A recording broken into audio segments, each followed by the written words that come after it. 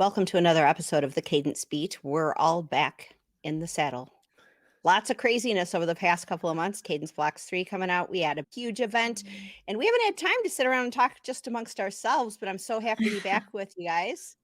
How are Yeah. we doing? Me too. Yeah, Doing I've been good. I so know. heads down.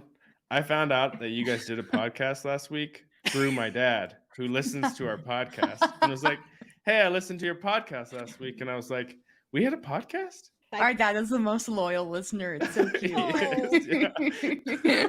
Should give a little shout out to him. Yeah. Definitely. We got to make him a t-shirt that Cadence Beat Oh, number we one should. fan. We could bring him and on the best Cadence dad. Beat. He'd love that. That is so awesome. Thank you, Mr. Rittner. So excited. That is really cool. Yeah, we snuck off and talked to Shelly on our own. We knew you were super busy, Ben, but we had to talk to Shelly because she's just like incredible. She's so cool. Yeah. It was a good episode. Have you listened to it yet, Ben? I haven't yet. No, I literally found out about this over the weekend because my dad texted. It was my birthday on Friday. My dad texted me happy birthday, and then he said, "Hey, I listened to your podcast," and I was like, "What? We had a podcast." So you did a good job. Yeah, he said it was good. So anyway, yeah, I haven't listened yet, but because it's Monday, if no one knows when we record these things sometimes. But Sure. Oh, Yeah. that's Yeah. true. Monday, April 3rd. This is not an April Fool's joke. Just glazing over that entire experience. But yeah, we wanted to, I'm like, Hannah, let's try to get on Ben's schedule. Let's do one. We haven't done one in a really long time. And it's just time to talk. And there's so much happening in WordPress and so much happening with Cadence. We have some things to talk about. And WordPress 6.2 just dropped last Wednesday, I believe. There's a lot of big changes in it, Ben, isn't there? And we chatted a little amongst ourselves about some of these changes and what we're seeing happening with full site editing. And you wrote a post, and that was good. Hopefully. Yeah. I would say this one, compared to a lot of the bigger updates that have come out over the last couple of years, this to me is smaller. There's less to get really excited about in this. Even if you are using a full site editing theme, which if you read my post, I don't recommend you do. It's fine if you do, but I don't recommend it. But even that, like what they did is very structural in terms of creating the new interface for how you would potentially interact with your site. Although they had to pull one of the main things that made that cool, which is the navigation, which essentially allowed you to stay away from the normal admin of WordPress. Like that was what the hype was supposed to be about. It's like I could go into site editing and I could navigate my site, I could edit my site without ever really having to go into the traditional WordPress admin, which I think clues us into as to like where WordPress as a project is going. It's one by one, how many things can they pull out of the traditional admin and into a React/Gutenberg experience, which is what we want, much faster. You got the cool like animation into editing and out and all of that stuff. So what we can see down the road is a world where instead of going into the traditional admin of WordPress that has the dashboard and the long side panel with posts and pages and all that stuff, is a different experience of I'm going in and I'm really editing and creating content on my site and I'm living there without really, unless I have to, having to leave. That didn't get released because of the navigation getting pulled out. So now there's like this funky extra step involved in full site editing where you have to go in and then go in again if you actually want to edit something. But that whole structural thing really doesn't affect anyone who's not using a full site editing theme. And so in terms of Gutenberg core, in the past, there's been a lot of really big changes in core.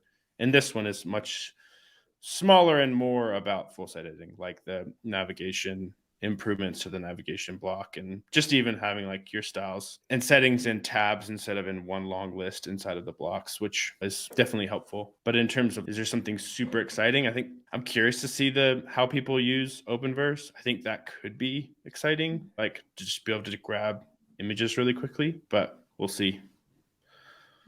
Yeah, it seems like what we're moving towards is an experience where we can have multiple collaborators working within a document. It doesn't necessarily look and feel like WordPress, but everybody is collaborating like in a Google Doc, but it's in WordPress. It doesn't look and feel like WordPress as we've known it, but all of that content is being built out in, gosh, it almost feels like old school front page. Like It's what you get editing and multiple people are in there building a web page together.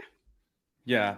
I mean, there's definitely some very interesting cons to that experience of making so much of it visual, because then a lot of your dynamic stuff, you have to have a visual representation to click into to find the settings for. So if you wanted a banner that was dynamically set, you'd have to put it in a template, which is going to show up everywhere. But even if you have a conditional field on it to say, I only want it to show up here, that block is still going to show up everywhere because it's part of the like structure of the template. So there's going to be some funkiness, and there is. I think there's still a lot to be figured out.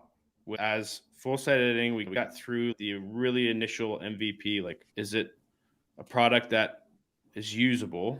And then as we go further, I think as more and more people start to use it, we're going to see some of that come back around to how do we, now that we can edit in this interface, and there's some nice things about that, how do we then create an interface on top of this and not on top of the old interface to deal with some of the dynamic stuff that we're into with how we want to edit our websites, where we're not having to dive into templates, but we're working in a lot more settings and we're doing things that are a lot less easy to break. I think if you play around with full site editing, you'd be like, I never would want someone like a client to go in there, because it's just like they're editing templates and it's pretty easy to break if you don't know what you're doing. So I think in general, like, WordPress is going through this transition, and it started with Gutenberg and the implementation of blocks. And I don't feel like we're anywhere close to like where the end result is going to be, which means that for a season, we're going to have people using full site editing in WordPress, and we're going to have people using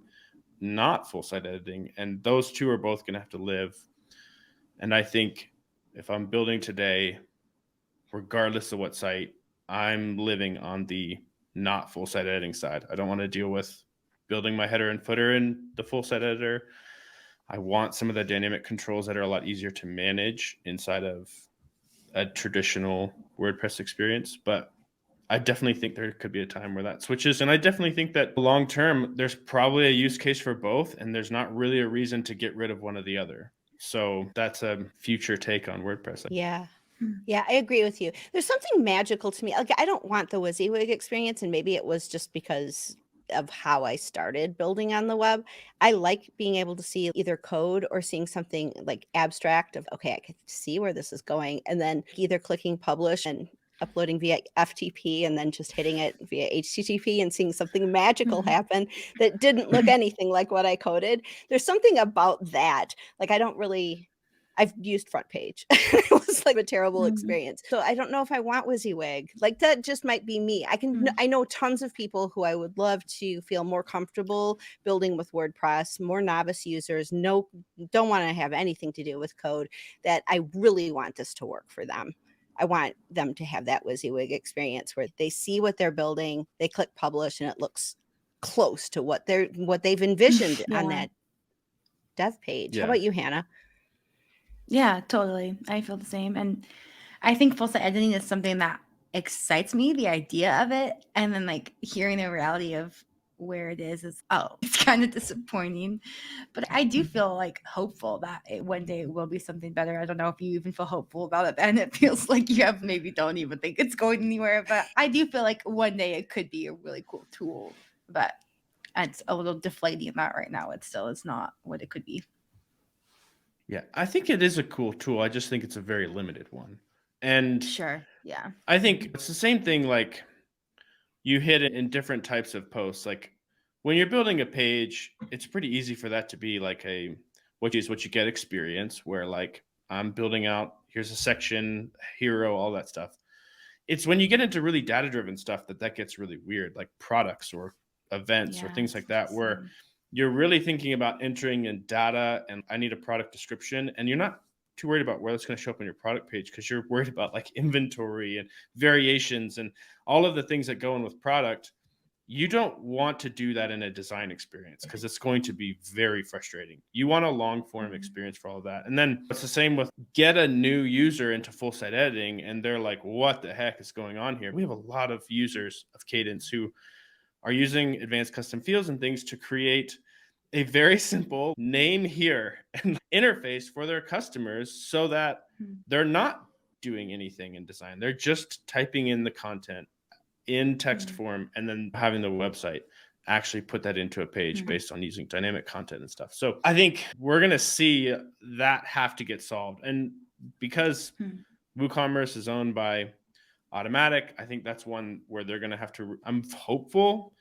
And a shout out to like our sister company Give. One of the ways that they're trying to tackle this is to create an editing experience that's toggled into design and toggled into data entry. When you're building a form with their new form builder, on the same screen, it's literally a tag, a toggle. You're doing kind of form entry stuff in that Gutenberg editor. It's just not looking like with the front end. It's like literally like form entry stuff.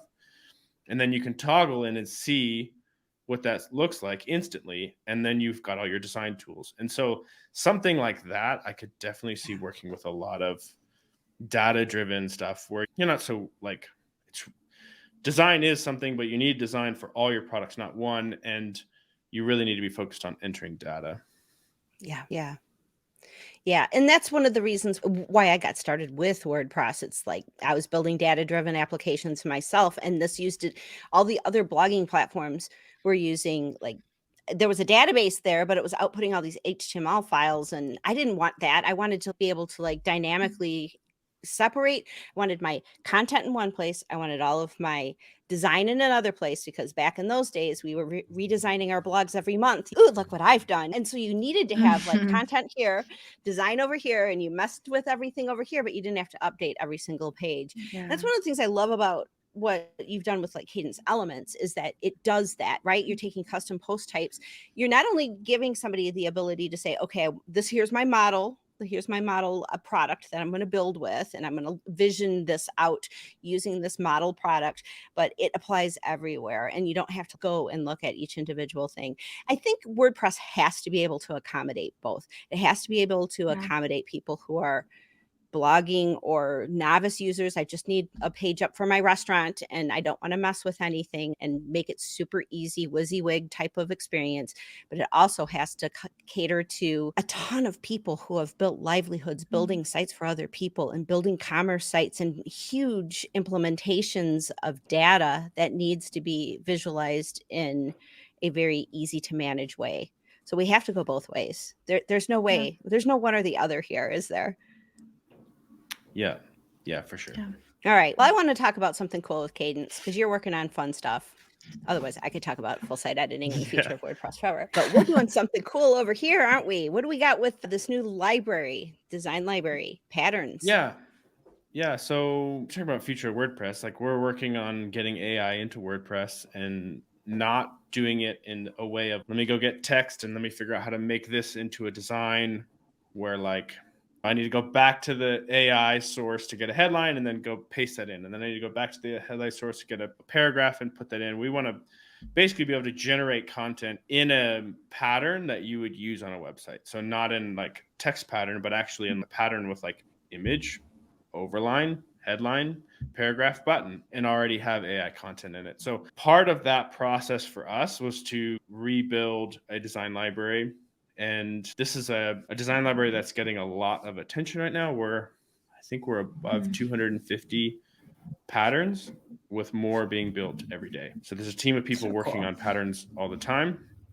And we're getting them more and more advanced too as we go. So like part of phase one was to create just like a ton of patterns at your basic level, and then we're building more and more. So to put that in perspective, our current design library has 50 patterns, and so this is just going to be much more extensive, and it's got some cool things. It's already hooked into Blocks 3.0, so it's already using the built-in variables for text sizes and all of that stuff, and it's got linked colors. So if you're using the Kadence theme, you can create some really cool, just instant drop-in patterns that are going to you can have a dark background, a light background, or using your highlight color, that can be your background. So that instantly makes all of these patterns as if there was, so take 250 and times by 3. It's got some nice features in terms of like how it can be used and how quickly it can be adapted to your content.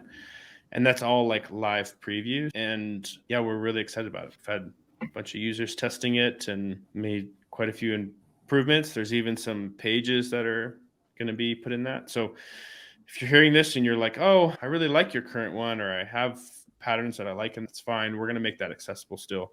It just won't be the default anymore. The default will be this new library. So yeah, and then down the road, of course, we're going to bring in AI into that and make it to where you can choose AI content visually and not just like this long copy paste war of like, how do I actually make this look like a landing page or whatever. So Yeah, really exciting. that's awesome.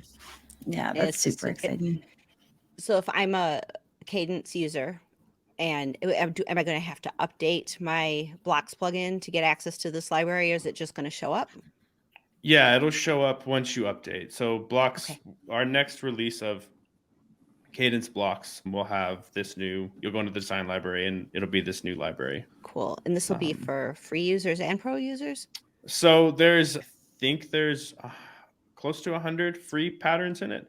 And then call it 150 pro patterns. So there will be pro only patterns in this. A lot of those will use pro blocks as well. So there's patterns that you won't even see rendered because they use pro blocks. So we won't even show them to you unless you're using pro.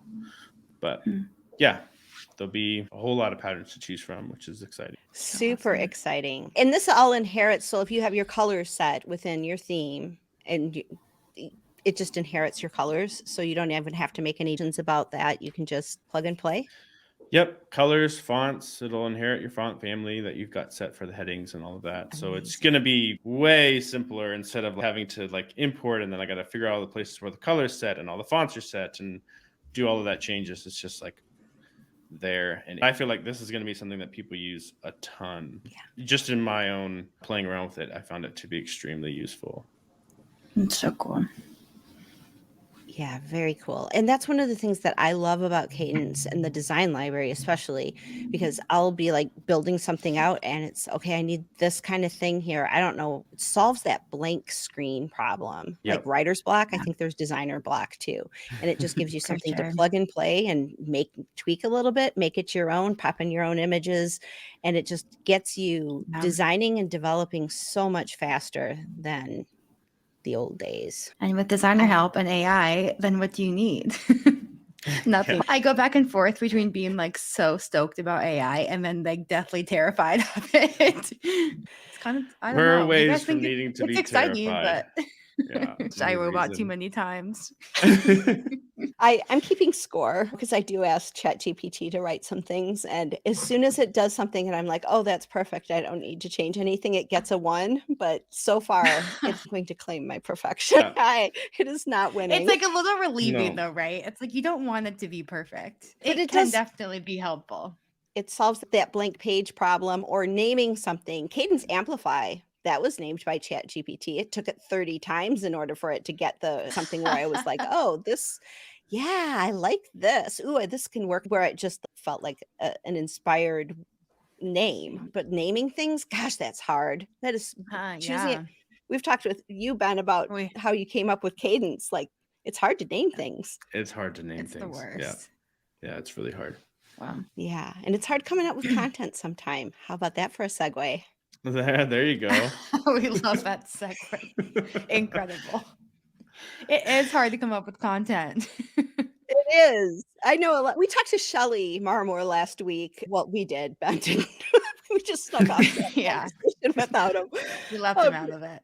She talked about blogging and how she is basically just making some boku bucks blogging, and Kadence has really helped her in that regard. But it got me thinking a lot about how people come up with content ideas, especially if you're like blogging for money and you're on an ad network and you've got to get eyeballs to stay on that ad network. Or if you're just a small business and you're serving your clients and trying to just keep your clientele coming in, and like to switch over and think about marketing and writing blog posts so that you're doing well in the search engine result pages. It's hard. It's hard to switch into. It's context switching. And unless you have some dedicated time to really come up with content, it can be very difficult. So I wanted to talk to you guys about some ideas for basically anyone. Not Shelly, she's got it figured out. All of these people making like thousands of dollars blogging. This isn't for you. This is for people with smaller businesses, and you're just trying to grow, I guess. So into somebody like Shelly. I mean, she at one point did start from somewhere, but yes. she grew so maybe Yeah, maybe a beginner, Shelley. Like, how Yeah. can we help people who are trying to build a business and using their website in order to build that business? Content's a big part of it. Where do you get started? Yeah, that was actually a question I asked Shelly. I was like, where do you get your inspiration from? Because she Yeah. runs like at least 5 blogs and keeps them updated as frequently as they need to be. And I had a blog one time and I think I wrote maybe one post every 2 or 3 weeks. And even then I was like, okay, like that was me pulling all of the inspiration I had within me. And then, and yeah, anyway, so I asked Shelly and I was like ready for an answer for her to be like, oh, I just go for a walk in the morning and the birds just tell me what to say, blah, blah, blah. And she was like, it's all data. She's like, Yeah. 100% it's data. She just does keyword searches and sees what people are searching for. And then she writes blog posts about it. She's my like whimsical life is completely separated from my like blog life. It's all just data driven, which I was so shocked by. But for me, like that wouldn't work because I would get so bored. And like I feel like I have to have my heart involved in my work. But for her, it works great. So I'm like, I feel like there's got to be a balance, right? And why you get started with a blog is usually because you're excited about something and you're inspired by something. And so, anyway, I thought that was her answer was very surprising to me. But Yeah, there's this whole world of keyword-based market research for SEO that can go pretty deep into strategies. And yeah, there's a lot there. There's a lot that can be done there. There's lots of tools there that can help you with keyword research. And honestly, what you're trying to do with any kind of content, though, is to create something that solves a problem for an audience. yeah, So you have to know who that audience is and what problems they have. And as soon as you do that, and then keywords should be falling out of the sky, right? yeah, in theory. You got to know your audiences and you got to know the goal of what you're setting out to do. One of the things I've always had a hard time with is like when I was doing customer building websites for small businesses, they'd be like, I need a blog, right? Like, how much do I need to blog? And like, what do I blog about? This is like a local coffee shop or a local restaurant or whatever. And I'm like, I'd be curious what someone who does local SEO would say to really focus on.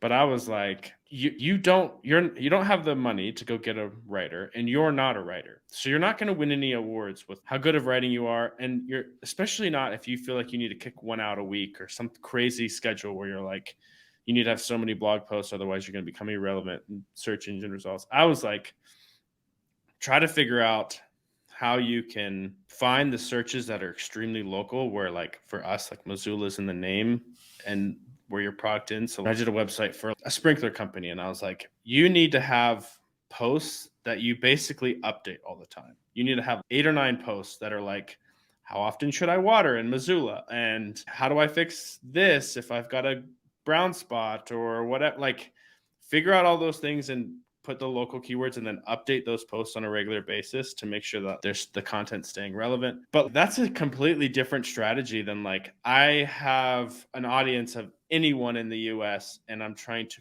compete after these highly competitive search results. And I'm trying to get my blog in there about AI or something that's really popular right now. That's like, that's like totally different in terms of what you're trying to do and how you're trying to do it. And there's definitely lots of different strategies for, do you play the game of creating a ton of content and making sure it's interweaved really well so it gets all that interlinking? Or do you play, I need to build a little bit longer posts that are really rich and engaging and get a lot of readers? There's so much strategy that comes down to every specific person and brand that it's really hard to be like, this is the strategy you should adopt to just anyone, and then this is how you generate content for that or come up with ideas. But certainly I think it's worth saying you should start with strategy, not like, what should I write about? What's my strategy and how do I make a really, even if you're wrong, like what is going to be the strategy that I try to see if it worked or not?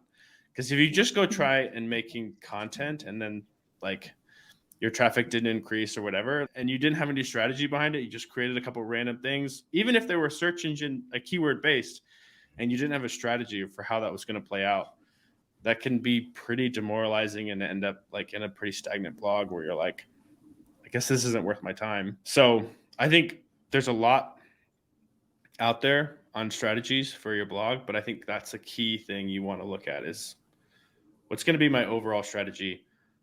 that's going to match up with the goal of bringing in people. And maybe it's like, I need to create, like, my brand needs to have authority in this space, being someone that's known for like really understanding the details of something, or I'm trying to create dialogue in this space, and I'm trying to make sure that I'm trying to create dialogue with the community about certain things like that.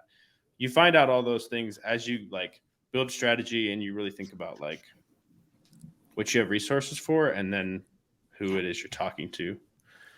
Which I think goes into what you were saying, Kathy, is it's really crucial to know who your target audience is. Yeah, if you don't know who you're talking to, just a couple of things that are popping into my head. So one of my husband's former business partners is a very well-known author, wrote nonfiction books, and the first one that got breakthrough for him was he wrote a book for his sister. His sister was having a problem with one particular area of her life, and so he wrote a book for his sister. Boom, guys on TV. Like just crazy level success because he chose one person and decided to try to help her solve that problem, and that worked. So many times, like with Kadence, like when I've got a content idea, it's like somebody's asking a question in the Facebook group, and then I see somebody asking that same question in support, and it's, we either need documentation for this or a blog post or a tutorial or something that helps, because we're seeing the same kind of question coming up in multiple areas. And so then it just kind of triangulation into content. We've got to write content. So it's super easy. If I would only have enough time, or a clone of Hannah and a clone of me, that would make things a lot easier. Can I know you there's clone lots me of while you're at it too? I could definitely use another one of me. seriously. Shoot. Cadence is growing so much, so fast, and we're doing so many things. We hear you, Cadence fans, Yeah. that you need Yeah. tutorials. We're working on that. Yeah, but it's knowing who your customers are. And if you don't have a customer yet, if you're just trying to get started, if your business is just like getting off the ground, or if you're just starting with, you were inspired by some of the things that Shelley said, what are some of the questions that somebody who you wish was your target market is asking? And then you can find questions like that in places like Reddit. Lots of people ask questions in Reddit.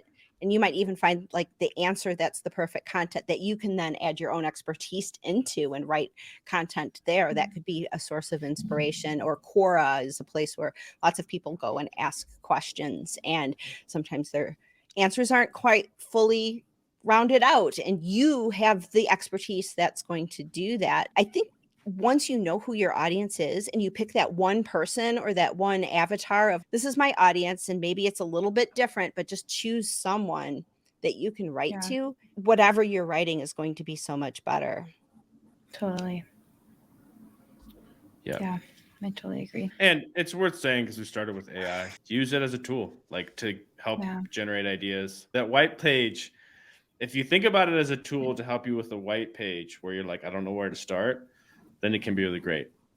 Where I think you get in a lot of trouble is if you think it's going to write your blog for you, and that's not going to end well, or going to end really frustrating, because you're going to be like trying to manipulate the AI to create what in the end you probably just need to create, and will be a lot better if you do it with an assist and not with making the AI do all the writing. Yeah, it's so much easier to have something like, even something poorly written, AI is not going to get everything right. It's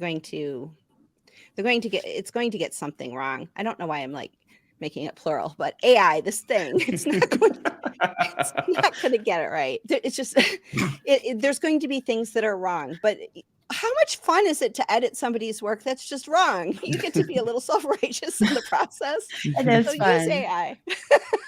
Then you get to keep score and say, funny. I'm winning. But yeah, it's a great way to start. You can ask AI.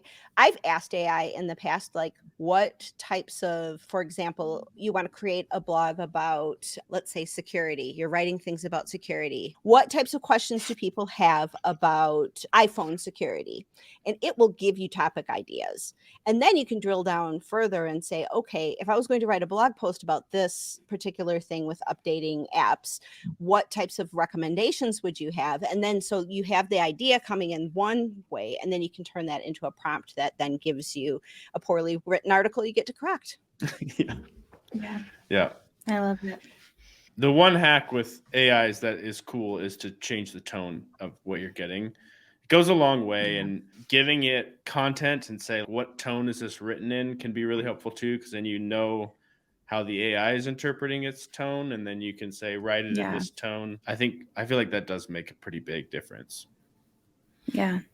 Great point. It's interesting. This is like the same thing I'm trying to teach my students in the midwifery clinic, is we have these like generated handout, like general handouts that we give to people if they like have gestational diabetes, and they just say to them exactly what's on the paper. And that's okay, that's the right information, but actually like I need you to use your own voice, just like focusing on like this, putting the one person in front of you rather than the general mom who's like pregnant, but actually this one woman and her diet and like her lifestyle and things like that. That's who you're talking to. This is the information that you're giving her, but we need to like hone in. And so I think AI can really help you write to that one person. But this is a powerful tool. I actually like AI. I decided, but you do have to make it your own. Because otherwise it's like nobody wants to hear that. What if it's like relatable and like you are like, oh, actually you understand where I am, rather than I'm not this pregnant mom over here. That's it. Yeah. That's so important. You touched on something really important too, is like using your own voice and not being afraid to put your personality in it. I think we've talked about that before, but it's something that's really important, because you want to have something that's unique, something that can't be replicated, something that no one else can do, because then you're always going to beat your competition. In a lot of smaller businesses or even larger businesses, you're always concerned with like, how do you differentiate yourself? It's really important to have some kind of voice, some kind of tone, something that's relatable, where it's just like, I don't know why I just want to use this. I just like these people. Like that kind of thing. You cannot Totally. you can't bottle it. You can't teach it to someone else, but it's going to come innately through you if you just let go of your anxiety and fear and desire to be perfect or fear of being judged or whatever, and just let it flow. Yeah. It's And then really tell your own story. An AI can't write your own story. What have you tried in the past? Where have you failed? Those are the stories that make things memorable for people and really can make it really helpful. So make sure you put not just your voice, but also, I did this once or whatever. Like even when we're talking, like when it gets into specifics about, hey, I did this one time or whatever, that's when you have a story to tell about it. That's when it gets really interesting. For sure. So I have a funny story. I helped my daughter at the end of last semester, was at finals. We're all due at like midnight, and it was like 6 o'clock, and I've got to write 4 things. And I'm like, let me introduce you to your new friend, ChatGPT. Right? So one of them had to be a personal essay. And I said, just have it write about your dad's stroke and how your mom's like trying to help him and how it makes you feel, and see what ChatGPT comes up with. This thing embellished the story so bad. It was so laughable. Like, he can only communicate with a whiteboard. Like over the top. And she's like, this is perfect. I'm like, no, you can't leave that. But she left it all in and turned it in for the sympathy points. And like, you did not. She's like, oh yeah, they're really sorry for me now. I have an extra day. That's oh man. So be careful teaching your kids how to use this stuff, because they're not going to edit things properly. But it was funny when I'm here for the jokes. So she's smart enough where I'm not worried like ChatGPT is going to make her stupid or anything. So she can use it all she wants. But yeah, fun stuff. So there's my funny story about ChatGPT. Ben, don't let your kids use it. Yeah, I think of it as a tool, not a. Yeah, I think it's going to change a lot, and I don't think it's all bad. Yeah. Yeah. Cool. Any other thoughts?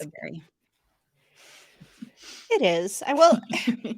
Technology, though, is just all technology is either something that's going to help you or something that's going to stunt you. So my whole thing is, are you using technology to make your life better, or are you using technology to make shortcuts and to do less? And that diminishes the human spirit and diminishes our ability to really excel, because it cuts off your creativity. There was a story I heard, an interview with Jack White, the White Stripes guy. And he was talking about how, like, when he's on stage, he like makes everything just a little bit harder for himself.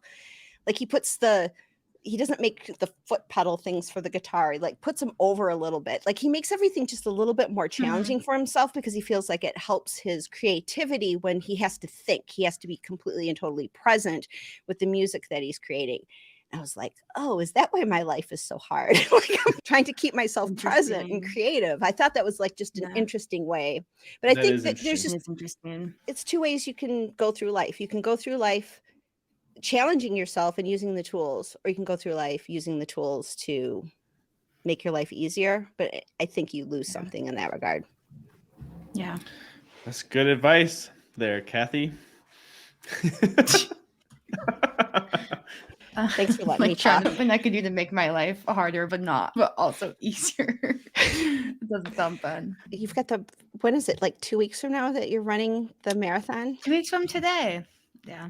Wow. I'm officially in taper mode. It's incredible. Are you?